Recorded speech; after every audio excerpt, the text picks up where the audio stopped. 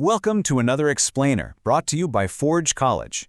Today, we're diving into the engineering blueprint for launching your Web3 payload.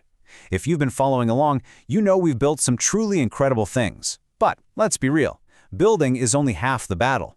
Getting it live, safely, without just praying to the demo gods and sweating through your shirt, that's where the real magic happens. So grab your schematic drawings, because we are mapping out the absolute ultimate deployment planning and strategy. Okay, let's jump right in.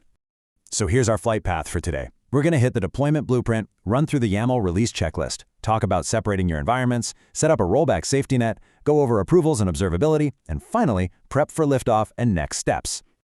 All right, let's kick things off with Section 1, the deployment blueprint. Remember in the last module, we did the heavy lifting to turn our raw code into a packaged product. Deterministic build outputs and smoke tests, yeah, they give us these verified, completely repeatable artifacts. Basically, we've got a tamper-proof package of code ready to go. But you wouldn't just strap a $1 million satellite to a rocket, light the fuse, and cross your fingers, right? We need a rock-solid, precise plan to move it into production safely. So how do we actually guarantee that security? Well, we use an artifact checksum. It's kind of like a unique cryptographic hash, think SHA-256, that acts as a tamper-proof wax seal on a top-secret letter. It guarantees that the exact artifact you built is, without a doubt, the exact one being deployed. Look, if this checksum doesn't perfectly match what your continuous integration pipeline just published, your automated deployers need to abort the launch immediately. It's the ultimate do-not-pass-go security check. Moving right along to Section 2, the YAML release checklist. Now, we've got the theory down, and we have our checksums, but let's face it, human policies, they're notoriously prone to error. To fix that, we translate our human intentions into a rigid, machine-readable flight manual using a YAML file. And yeah, I know, YAML, everyone's favorite space-sensitive formatting headache. But seriously, this minimal deploy checklist connects your artifacts, checks, gates, and rollback triggers all in one place. It literally forces your team to answer exactly who approves a release, what scripts are verifying it, and exactly what triggers a rollback. There is just zero room for miscommunication here. The beauty of this YAML file is that it dictates a very specific set of sequential steps. Step 1, build verification. Step 2, smoke tests, just making sure the basics are working. Step 3, integration tests, so we know the pieces are actually talking to each other. And finally, Step 4, the mainnet release window. Your automation executes these sequential steps flawlessly. For instance, if the current UTC time isn't sitting inside your approved 30-minute release window, the system just fails gracefully and halts, which means no more accidental Friday night deployments by a sleep-deprived developer. Next up, Section 3, separating your environments. As you've probably learned going through the Forge College programs, you never, ever want to test new code directly in production. That is honestly like testing a brand new engine design while the plane is mid-air, full of passengers. Just a bad idea. Instead, we use a 3-tier environment breakdown. First up is local for dev iteration. You break it here, you just locally revert it, and literally nobody cares. Then we move to testnet, or staging, for QA integration. If bugs explode here, they do it harmlessly and we just roll back to the previous image. And then finally, we have mainnet. This is the big leagues. It requires ops approval and a rock-solid failover plan, because real user funds are on the line.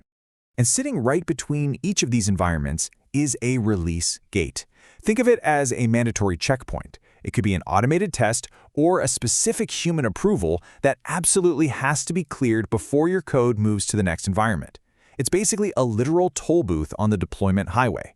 Both your automated scripts and your QA team inspect the vehicle before lifting the barrier and letting it pass to the next stage. That brings us to Section 4, your rollback safety net. Let's be real for a second. No matter how many toll booths you build, something eventually is going to break in production. It's just the nature of software. So you absolutely must have a deployed emergency parachute. You can't just panic when things go sideways. You need predetermined rollback criteria triggers hard-coded right into your YAML. We're talking things like error rate thresholds spiking above, say, 5% over 300 seconds, or state-divergence checks failing via a verify state script, or maybe data migration dry run failures. By defining these specific metric triggers, your system knows exactly when to auto-revert, or when it's time to sound the alarm and escalate for manual intervention. Now here's where we get to the crucial part for Web3 and Solana specifically. Look, rolling back a stateless front-end, that's as easy as pointing back to the old CDN bundle. But undoing an on-chain program migration, that is a whole different beast entirely.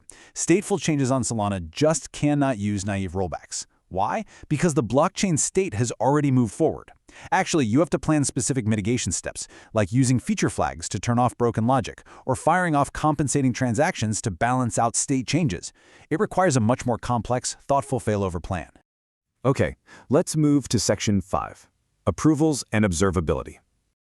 Assuming our failover plans are solid, before final liftoff, we need a crystal clear handoff between our automated machines doing the heavy lifting and our human commanders making the final calls.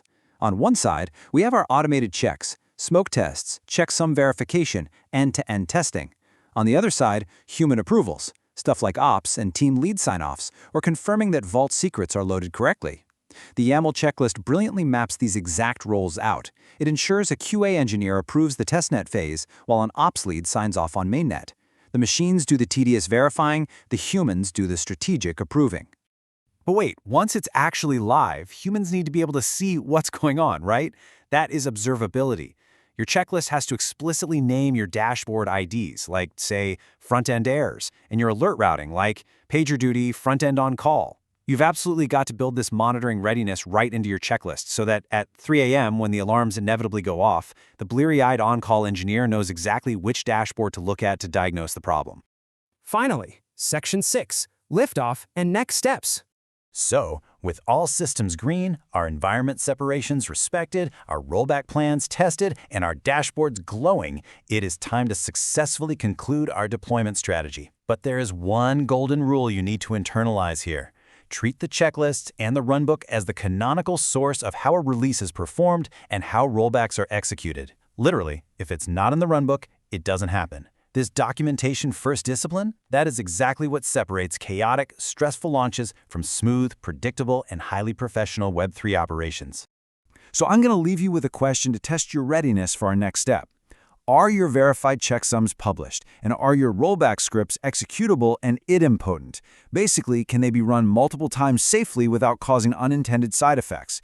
You are going to need those exact artifacts perfectly prepared because our next explainer will map this deployment plan directly into network configuration and lifecycle management.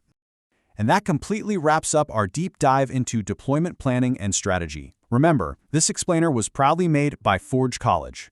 To master this subject, access the full capstone course on ecosystem-integrated Solana dApps and explore a massive library of other Web3 topics. Make sure to visit forge.college.